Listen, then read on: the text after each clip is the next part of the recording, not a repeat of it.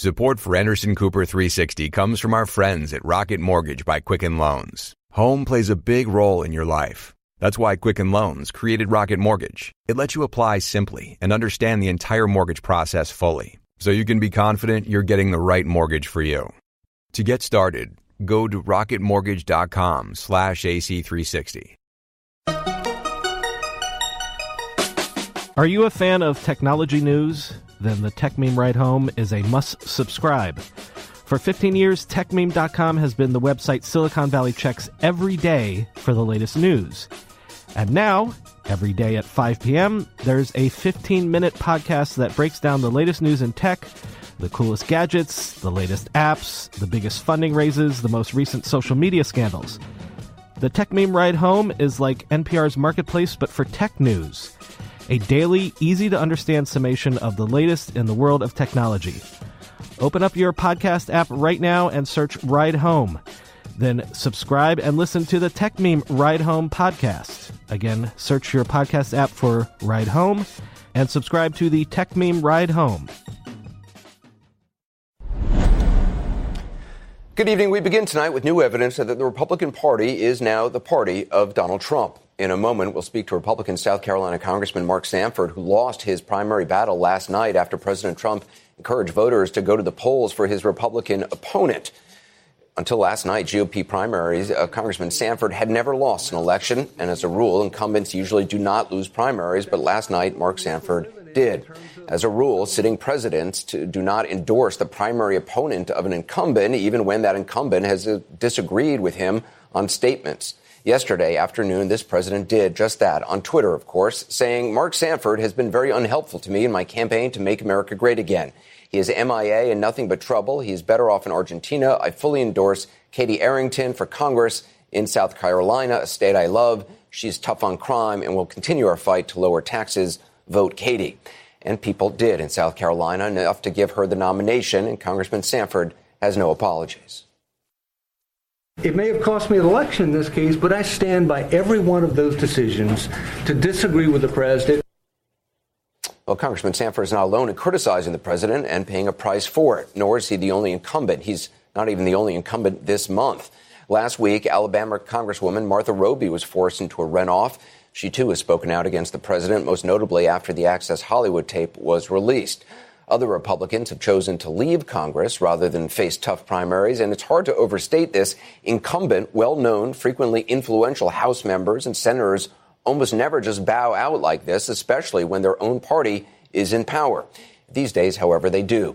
Congressman Charlie Dent did. He also joins us shortly. Senators Jeff Flake and Bob Corker are leaving. Senator Corker chairs the exceedingly powerful Foreign Relations Committee, yet he is giving it up, but not without a parting shot. We're in a strange place. I mean, it's almost, it's becoming a cultish thing, isn't it? It's not a good place for any party to end up with a cult-like situation as it relates to a president that happens to be purportedly of the same party. A cult-like situation, he calls it, purportedly of the same party, he said. Senator Flake was even blunter. Quote, if you want to win a Republican primary, he said, you can't deviate much from the script. It's the president's script. So if that script leaves no room for long-time staunch conservatives like Jeff Flake, the question is, who does it favor? Well, for one, candidates like the Republican primary winner last night in Virginia, Corey Stewart, whose victory was praised by the president. The president tweeted out, congratulations to Corey Stewart, he said, for his great victory for senator from Virginia. Now he runs against a total stiff Tim Kaine, who is weak on crime and borders and wants to raise your taxes through the roof. Don't underestimate Corey, a major chance of winning. Now, win or lose, Corey Stewart is not a Corker or Flake Republican, certainly not by a long shot. On the neo-Nazi white supremacist protests in Charlottesville that left a woman dead, Stewart told a Washington radio station, quote, people condemned all those far-right agitators, but no one seemed to condemn the left wing. Clearly, half of that violence was committed by left-wingers.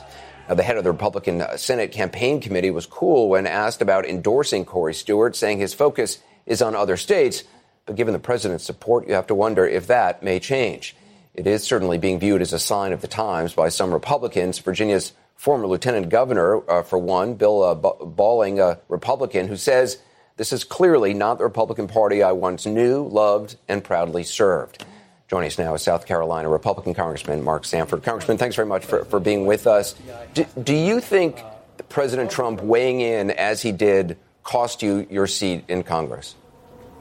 Well, I think not necessarily the tweet at the end, but the larger playing field, if you will, that the race devolved down to. And that was, are you for Trump or are you against Trump?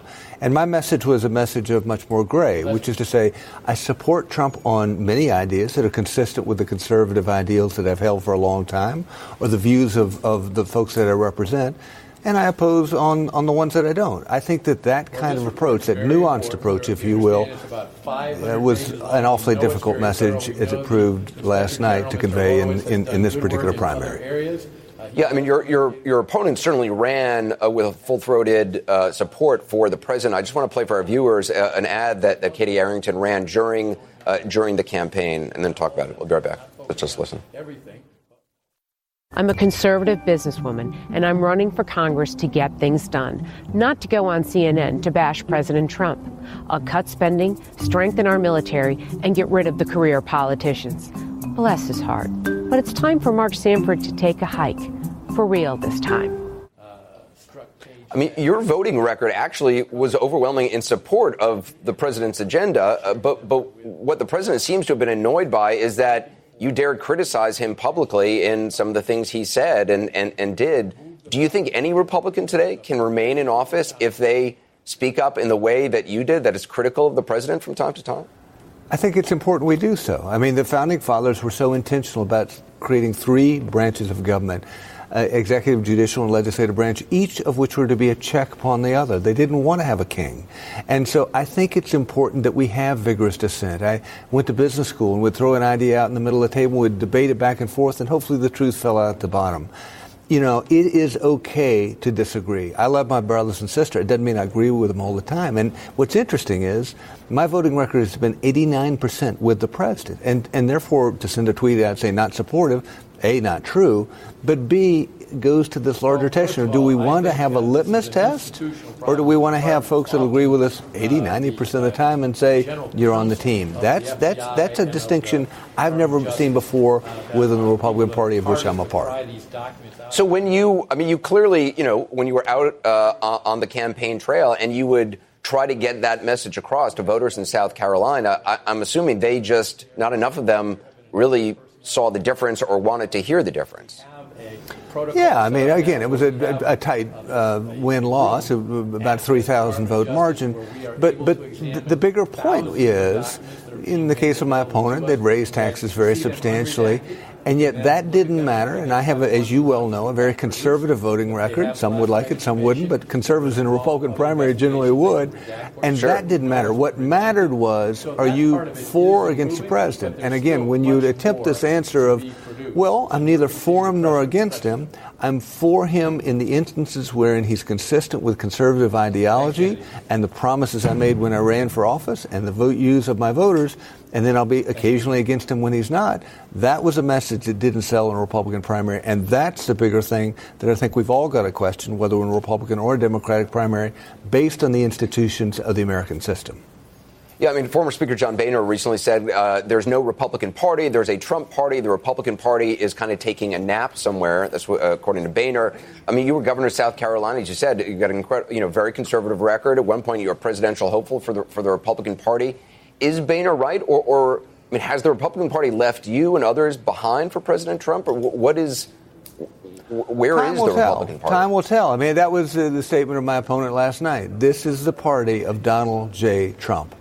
And I could not more vigorously disagree. It's the party of the people who've worked to bring it about over years. There are a lot of working folks in every state in this country that have put up yard signs and they've licked envelopes and done all the things that you do in the world of politics to advance the ideas that you believe in. And that's who the party belongs to. And this notion of it belonging to anybody at the top is an inverted pyramid based on, the design of the Founding Fathers, wherein a few powers were to be reserved at the top, but everything else at the state and local level, and again, particularly with the Republicans who have espoused that notion of federalism for a long time. So we're just in a very weird place that I've never seen before, and in the case of last night, it cost me an election. So is the Republican Party now the party of Trump? Again, that's what many are saying. That's what my opponent was saying last night. It will. But you don't buy that. It's not something I buy into, and it's not something many of the people that voted. It was, again, roughly a 50-50 vote last night. Many of the people in the 1st District of South Carolina disagree with. Again, they can agree with the frustration with Washington that led to the Trump phenomenon.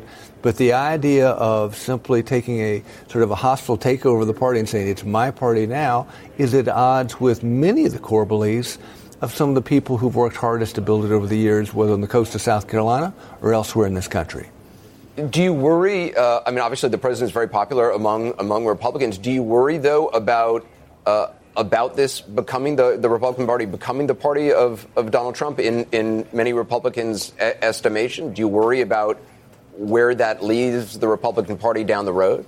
Yeah, I do, because not only do we have questions of the institutions that our founding fathers left with us, designed to foster vigorous debate amongst the inter-party rivals of legislative and executive and judicial branches, but there's also a big question, to your point, of party, which is, are we the party of less spending? Not just lower taxes, but less spending. Are we the party of engagement with the rest of the world? Are we the party of open trade? Are we going to pull away? You mentioned this last night. Not pulling away is particularly important given the fact that we're about 5% of the world. 95% of what happens elsewhere in the world. And to pull away, so there are just some big litmus tests out there that we seem to be failing as a party, and I think we're going to have a real debate on what we're indeed about. Are we the party of Donald J. Trump, or are we the party of the ideals of conservative philosophy, market principle, limited government that we've always been about for a long time? You use the term hostile takeover. Do you see this as a hostile takeover? I wouldn't say it's hostile. It's, again, all's fair in love and war, I guess, and politics too. So it is what it is. It's certainly, as with any presidency, the president's the titular head of the party. What I would say, though, is it has never in my lifetime been so tied to an individual personality and a litmus test of, are you completely compliant? And are you on board with me as a person, as opposed to are you on board with the ideals that this party is based on? I've never seen that particular wrinkle as I'm seeing it now. Congressman Sanford, I appreciate your time. Thank you very much. My pleasure. Joining us now, former Pennsylvania Republican Congressman Charlie Den. He left in May. Also with us, CNN political director David Chalian to help talk about why President Trump wields the clout he does, especially during primary season. Congressman Den, you said earlier today you do not think it's a cultish thing, which is what Bob Corker had kind of referenced with this president and the Republican Party. Can you just explain why you disagree, I guess, with Corker on that you don't think it rises to that level, or if you do you think it's headed in that direction? Well, I didn't like the hyperbolic nature of that statement, but I do agree with the general notion that there is a litmus test in the Republican Party now, and it is loyalty to the man, loyalty to the president. I've been saying this for months. Prior to Donald Trump, Anderson, we should remember that we often had these purity tests within the Republican Party, and we had these self-designated chiefs of the purity police who would judge you, and if you weren't sufficiently pure, they would call you a rhino or a squish, which people like me were often called that because we weren't sufficiently doctrinaire. Well, now here comes Donald Trump, who's largely transactional, who's pretty non-ideological, and now these people are flummoxed, these purity police, these purity cops. But the issue right now is it's loyalty to the president. So if you disagree with him or if you criticize him, you're seen as somewhat of a traitor or treasonous. By the same token, on the left, I see Democrats complain too. I mean, they have to be total resistance, or they're not sufficiently pure. So there's a political realignment occurring in this country, in my estimation. I believe the political center feels deeply underrepresented. The bases are well represented in Congress, but the center is not. And there are a lot of people who are very concerned about where this is all going. We'll see. These strategies, too, by the way, I got to tell you, running, as close as you can to President Trump in a primary may be successful in a deep red district in South Carolina or Alabama, but good luck with that message in a general election in eastern Pennsylvania or New Jersey, where the House majority is resting. Come November, we might be having a very different conversation if the House flips to the Democrats. David, the Republican Party was obviously initially hesitant to embrace then-candidate Trump because of all the controversy he brings and also a lot of his positions. There's always been the question of whether he could ever go too far and they abandon him. Does that line still exist, or is this now firmly the party of Trump, in your opinion? It is the party of Trump, there's no doubt. And you're right. The establishment of the Republican Party, members of Congress, were reluctant at the outset to get on board. But voters pretty quickly, Republican primary voters, got on board with Donald Trump shortly after he got into the presidential race. Anderson, and your point about sort of the line. I mean, I've been on this show with you, and we have talked about sort of, is this latest tweet from the president or this latest action going to be the thing that breaks the dam of the Republican support on Capitol Hill? And I think Mark Sanford's loss last night is all the evidence we need to answer that question, which is no, there's nothing that's going to break that dam. He is immensely popular with the Republican Party. There's no doubt about that. And the reason why Paul Ryan and Mitch McConnell would rather take their grievances, whichever they may have, and work behind the scenes with the White House on that to try to bring the president back on course, is because their own members don't want to take on the president directly because their jobs are at stake over that. That presents to them a real imminent political danger, and Mark Sanford felt that last night. Congressman, what do you say to Republican voters out there who are listening to this and say, well, look, why shouldn't Republicans support the president? I mean, why shouldn't they be, backing the president in full force? He's got an agenda which is certainly more in line with Republican beliefs than any Democrat who's going to come along. And wouldn't Democrats want Democrats to support the Democratic president if there was a Democrat in office? Well, what I would say to them is, sure, we should support the Republican. We should support the president when we agree with him. But when we disagree with him, it's okay to check him from time to time. If he goes off the rails, it's all right to call him out. You know, what just happened at the G7 and, these attacks on the Canadian Prime Minister, I mean, for many of us as Republicans, we believe strongly in the Western Alliance. We support our brothers and sisters, our family members in Canada.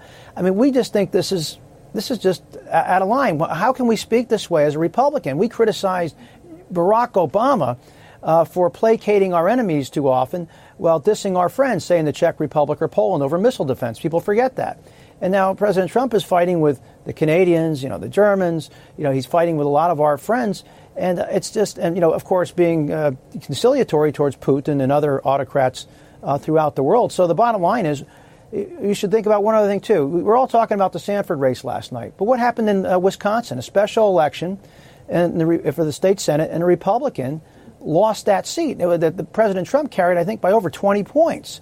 I mean, that's what I'm looking at. I'm looking at the fall. I mean, these fights in deep red districts, that's a luxury for a lot of folks. But if you want to keep a majority, you've got to be able to fight in districts like the one I represented and many others, what I would call across the Big Ten Conference. That's where this majority is going to be won or lost. And you just simply can't run by putting the bear hug on the president. Yeah, Congressman Dent, I appreciate your time. Thanks. David Chalian as well. Up next tonight, breaking news.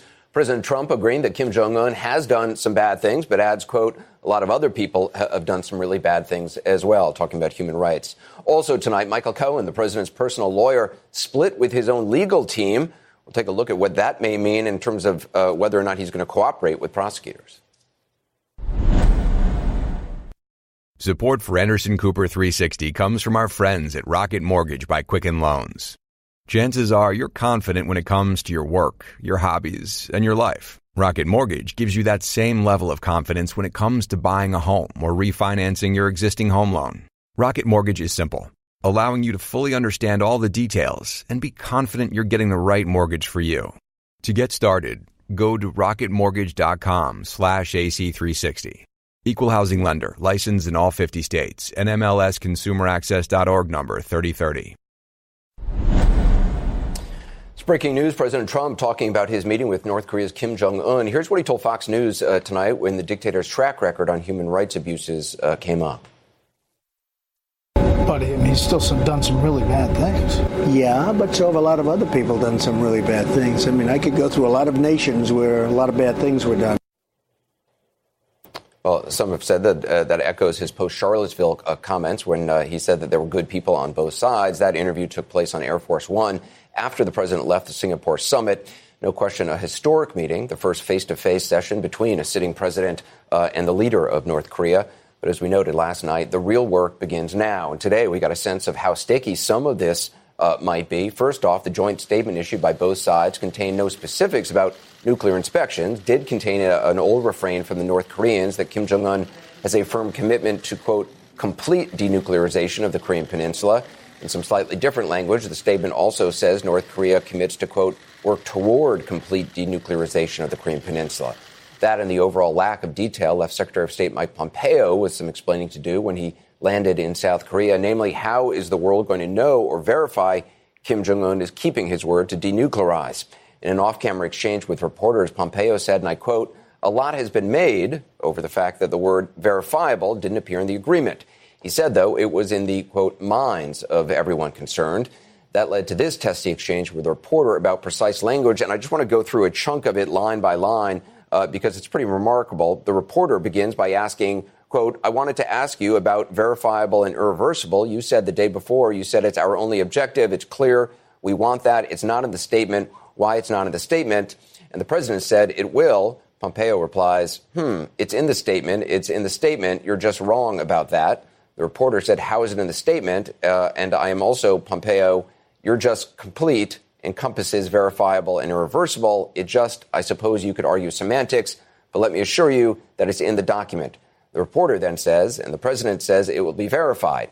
They then talk over each other with Pompeo then saying, and I quote, "Just so you know, you could ask me this. I find that question insulting and ridiculous and frankly insulting. I just have to be honest with you. It's a game, and one ought not to play games with serious matters like this." I think it's fair to say no one doubts these are serious matters. But to be clear, the words verifiable and irreversible are not in the joint statement. They just aren't.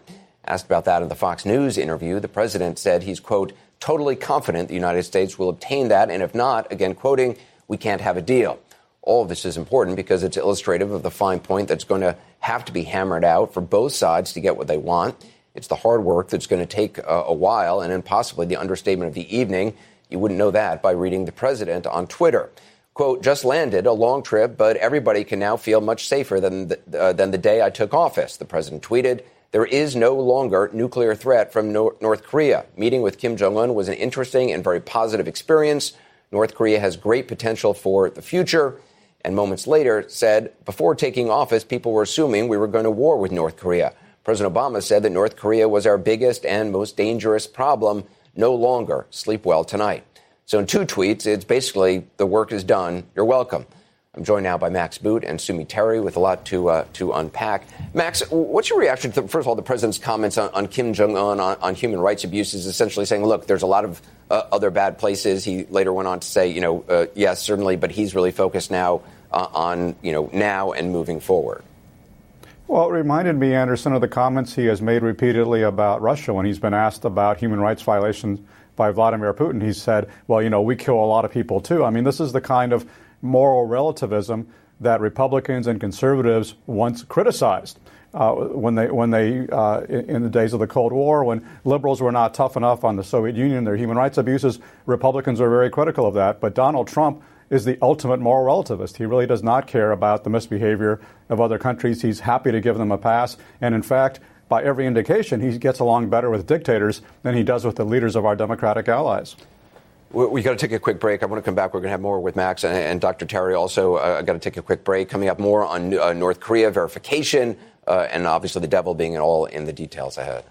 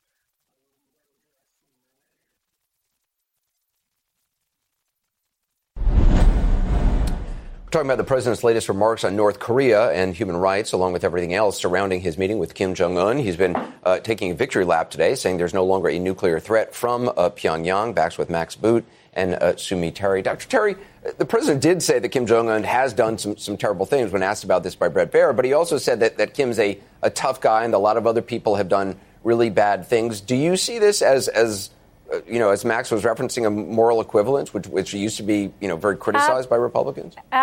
Absolutely. I mean, North Korea is the greatest human rights violator on the planet. United Nations Commission of Inquiry came out with a 400-page report talking about how there's no parallel in contemporary history in terms of human rights violations. This is a country that keeps gulags with 200,000 people in them.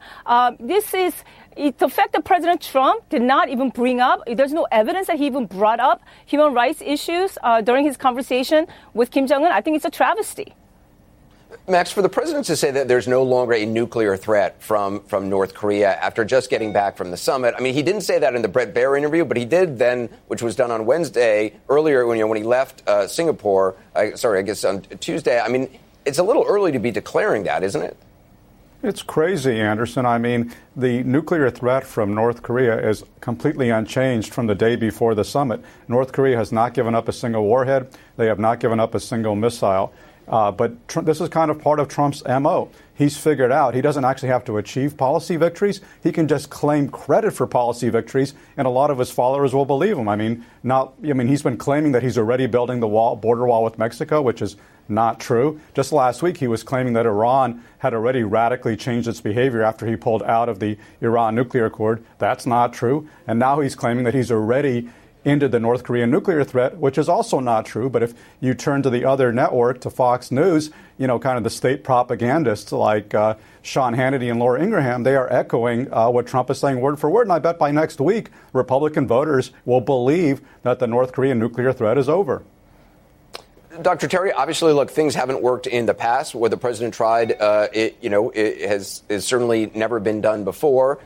May end up having results. But in terms of the joint statement that was put out by both leaders, you were certainly underwhelmed by what was actually in that joint statement compared to even past agreements that has ended up being broken by North Korea.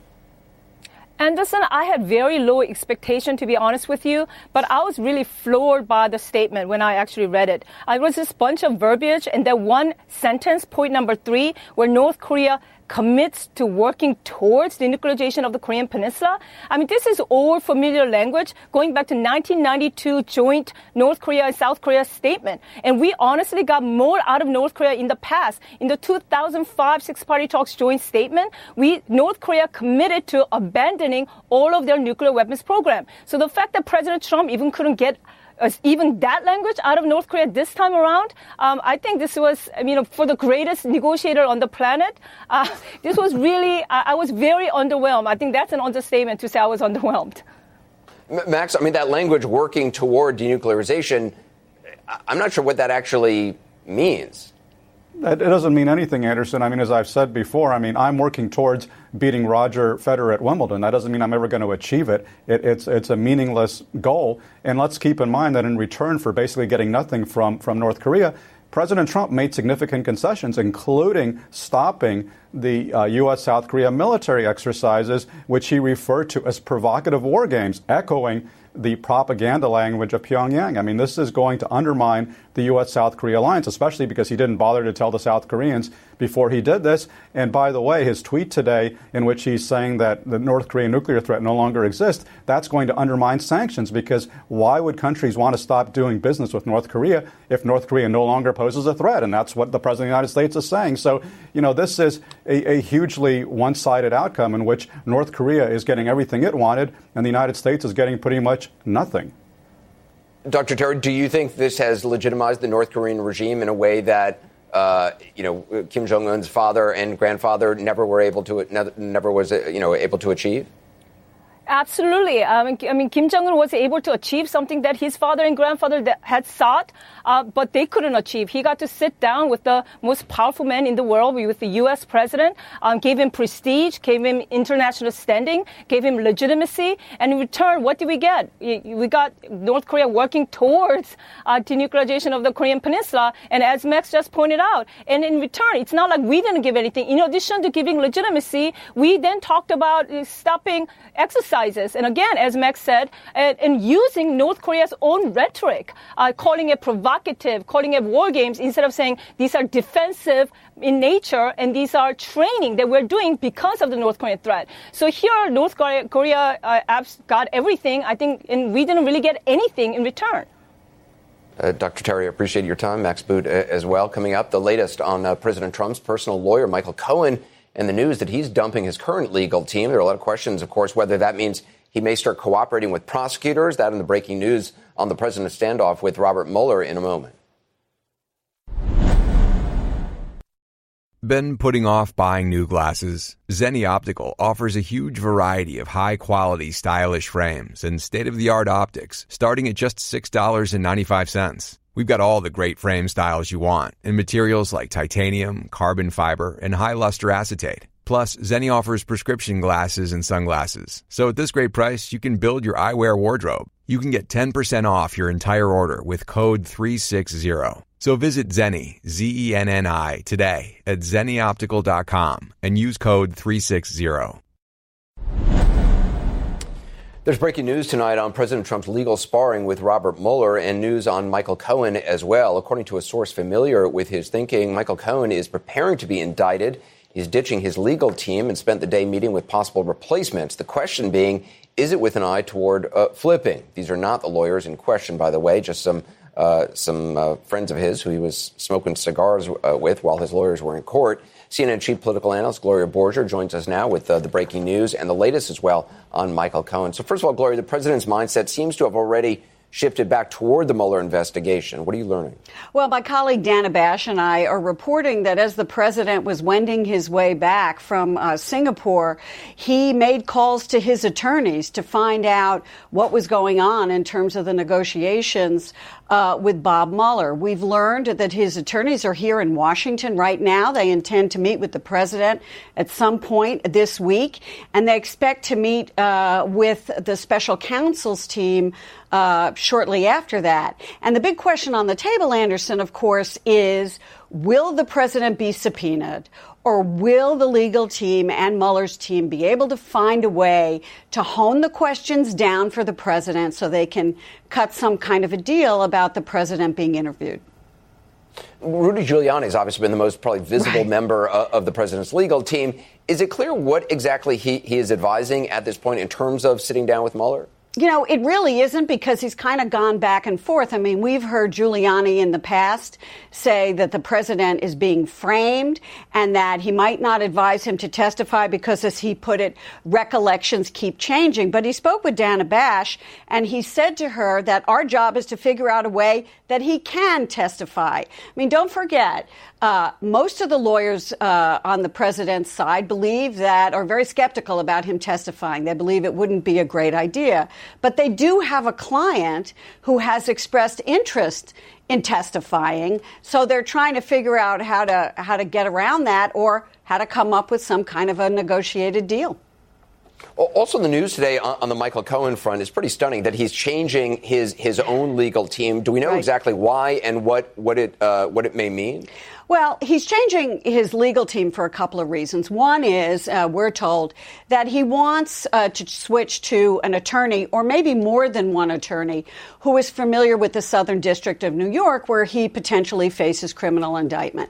Money is also an issue. He's had a large team of lawyers from an expensive law firm dealing with, this document production, and that's cost him a lot of money. So he may want to pare that down. I mean, I think the question that's out there and that we don't know the answer to, Anderson, is whether this means that there's also going to be a shift in strategy. We don't know that Michael Cohen is preparing to flip or to cooperate with prosecutors, but you have to think that that is a something that could potentially happen, given the fact that he is facing potential indictment and that, he's got to be thinking about that. But at this point, we are told that he has not met with prosecutors and that prosecutors have not indicated an interest in having him flip. So we have to wait and see how this plays out once he gets his new lawyer or lawyers in place. All right, Gloria, appreciate it. Thanks. Coming up next, we're going to seek our own counsel. Alan Dershowitz and Jeff Toobin join us to talk about the latest with Michael Cohen. We'll be right back. The right sheets can take your sleep and your style to the next level. With Boll & Branch, the upgrade has never been more affordable. Every set is crafted from 100% organic cotton. They get softer and softer over time.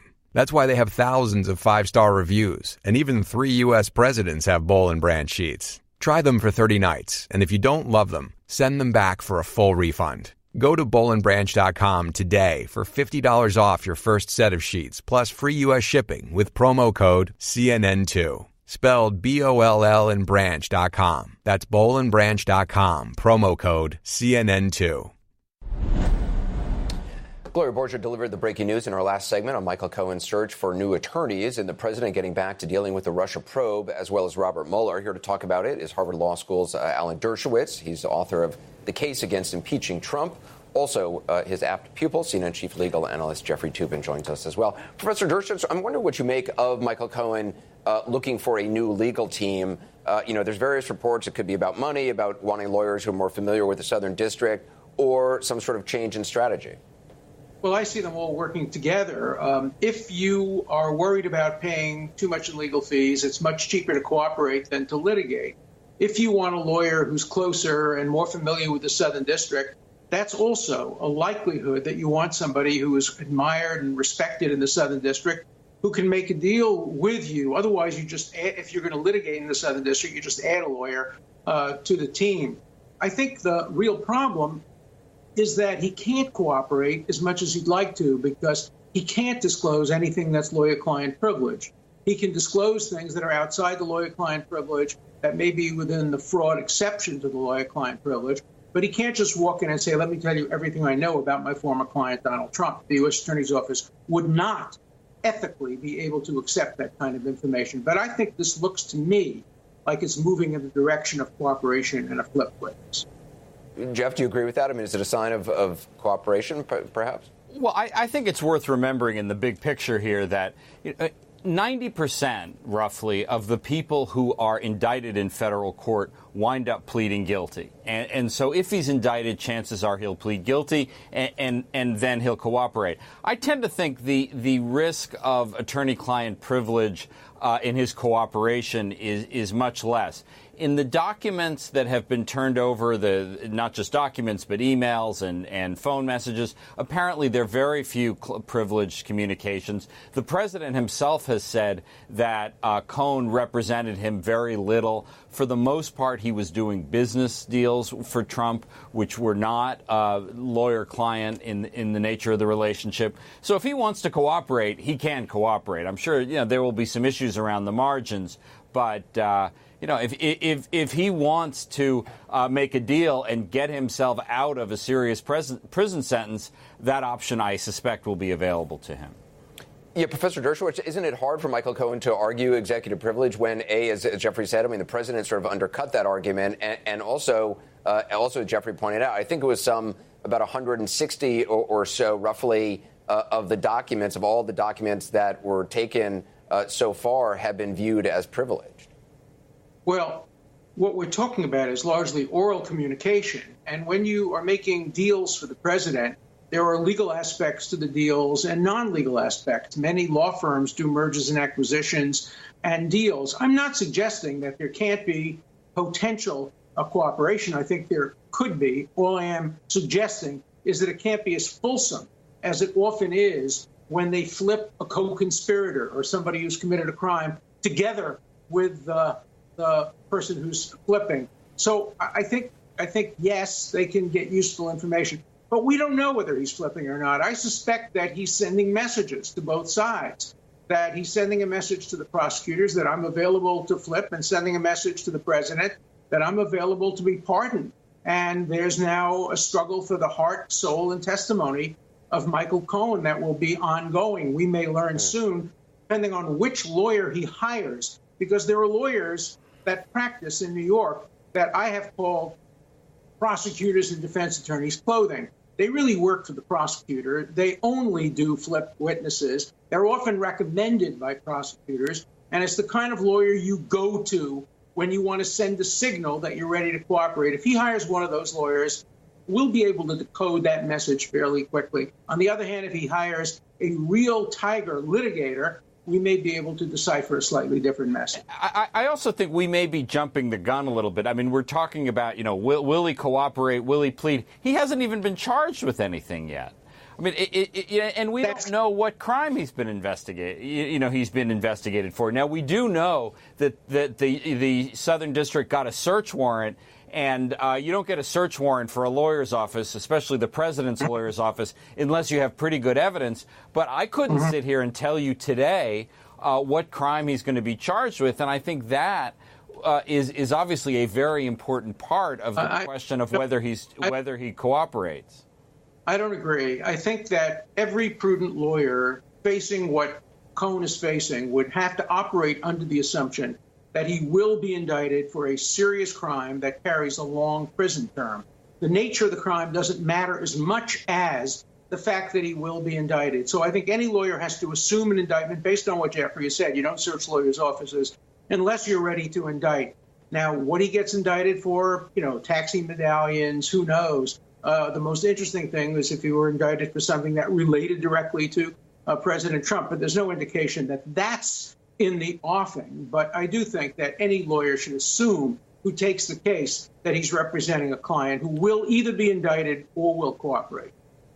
And Jeff, just in terms of the idea of sending a message to the president, kind of hoping for some sort of a pardon, again, we don't know if he's going to be charged or what he would be charged with. But you've been very kind of negative on the notion, some people have kind of pointed to, well, the state's attorney could bring charges against Michael Cohen, even if Michael Cohen is pardoned. You think that's unlikely? I think it's very unlikely. The Attorney General of New York is not set up as a criminal prosecutor's office. They don't have the resources. They don't have the laws.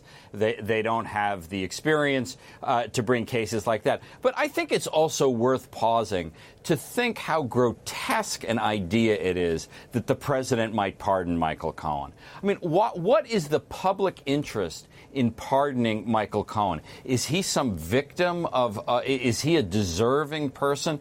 Pardoning Michael Cohen would be solely an act of self-preservation on the part of the president. And the very idea that we're even thinking about that is really shocking to me. And it's an example of how much our sort of discourse is degraded, that's even a possibility. I disagree with that, but it would not be a crime for him to pardon. He can pardon any person for any reason without regard to the motive, but I think he would pay a very heavy and should pay a very heavy political price. From Chaplin to Aronofsky and The Thin Man to Magnolia, Filmstruck is the ultimate movie streaming service for fans of great cinema. This summer, enjoy collections from master directors like David Lean, Oliver Stone, and Yasujiro Ozu, and modern favorites like Before Sunrise and Reservoir Dogs. Plus, exclusive interviews and commentary from the Criterion Collection and Turner Classic Movies. Filmstruck, all the greats. For a free 14-day trial, visit filmstruck.com. Time now for the ridiculous. And tonight there's plenty of reaction to the movie trailer-esque video that the president showed Kim Jong-un on an iPad during their meeting in Singapore. The video also was projected on a big screen for reporters, some of who wondered if it was actually North Korean propaganda. It wasn't. It was actually real. In case you haven't watched it yet, here are just a few of the highlights. Destiny Pictures presents a story of opportunity. A story about a special moment in time when a man is presented with one chance that may never be repeated. A new world can begin today. One of friendship, respect, and goodwill. Featuring President Donald Trump and Chairman Kim Jong-un. Now, let me just preface this by saying maybe this will work. I mean, frankly, nothing else has for decades. Maybe this will. Maybe a fake movie trailer is just the kind of thing that will speak to North Korea's dictator and achieve peace in the region. Anything is possible, right? It has made some people wonder what kind of video Kim Jong-un might have shown the president if he was so inclined. One of those people, Conan O'Brien. A world where Donald Trump is immortalized in North Korea and Kim Jong-un is embraced as America's greatest son. And now, we are very pleased and honored to present to the United States of America montage of fireworks and cheeseburgers. Fireworks and cheeseburgers. Meanwhile, the New York Times opinion video team did a little makeover on the original trailer, adding some commentary. What if we've been overthinking foreign policy all along, and what the world really needed was a movie trailer? No, really, this actually happened. From the administration who tanked the Iran nuclear deal, which eliminated 98% of Iran's enriched uranium, comes an epic mashup of stock footage, like these horses running through water, this guy dunking, and this girl in a field. Of course, Stephen Colbert really got down to the heart of the matter, the essence of the trailer, if you will. Will you shake the hand of peace? Will you massage the ankles of history? Will you slam dunk the ball of destiny? And how many sunrises will it take? Starring Kim Jong-un and Donald Trump. With a special appearance by Dolph Lundgren. I must break you. In The Summit of All Fears, Mission Kim Possible 2, Singapore Drift. Again, these are interesting times we live in. These kind of videos have worked for Hollywood. They work for commercials and corporate training. Maybe it'll work. But for all his railing against so-called fake news, clearly the president has no such distaste for fake movie trailers on the ridiculous. That's it for us. Thanks very much for watching 360. Time to hand it over to Chris Cuomo. Cuomo Primetime starts now. Chris? Ready to discover your next podcast? Download A Long Road Home. A Long Road Home is a series of real-world stories about the people behind the apps you use every day. In our first season, we tell the story of Chol Charles Ryu, who is a refugee that escaped North Korea when he was 17. Against all odds, Charles has survived being abandoned by his family, becoming a prisoner to the North Korean government, and being an indentured slave in a coal mine to now become a Lyft driver and software engineering student in Silicon Valley. Here's a quick preview of our conversation with Charles. North Korea is my hometown. What they do is brainwash us. When I watch Bad Boys 2, it is changing my mind. But if I ask them, I'm gonna die and my family's gonna die. The debt collectors come to our house. Now everybody wants me. Hurry up! Hurry up! Ready for your new favorite podcast? Download A Long Road Home. That's 4 words, A Long Road Home. Download it today. Hey, before you go, we wanted to let you know that we just launched the ability for anyone to advertise on CNN Podcasts. You're just a few clicks away from reaching millions of people in a way that you never have before. Advertise for a business, event, or kick off an awareness campaign for your brand. Start today at purewinning.com/CNN. Integrating podcasts into your marketing mix has never been easier. Go to purewinning.com/CNN to get started.